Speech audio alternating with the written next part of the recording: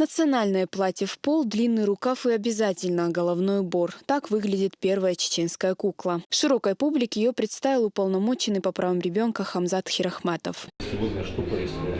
Во всех детских школьных принадлежностях, во всех детских игрушках, везде указаны одни и те же персонажи, именно кто несущий характер, чуждый для нашего народа. Ассоциируется хаос, безнаказанность. Сегодня у нас очень прекрасные герои наши сказочные, допустим, русский богатырь, чеченский конах, допустим, осетинский Алан и другие добрые феи, Мелх Азми, Марьям. У нас будут свои национальные куклы, которые будут представлять все национальности Российской Федерации.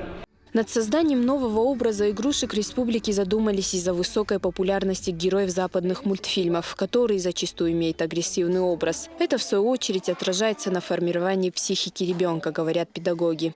Ребенок формируется как человек в раннем детстве.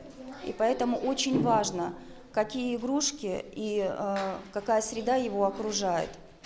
И именно познание мира и познание своей среды происходит через игру и через игрушки, через то, что он видит. Дети подражают любимым героям из мультфильмов и сказок. Именно поэтому очень важно, какие игрушки их окружают. В связи с этим художники и дизайнеры намерены выпустить серию кукол из народного эпоса. Тинатин Музашвили, Муслим Типаев. Новости.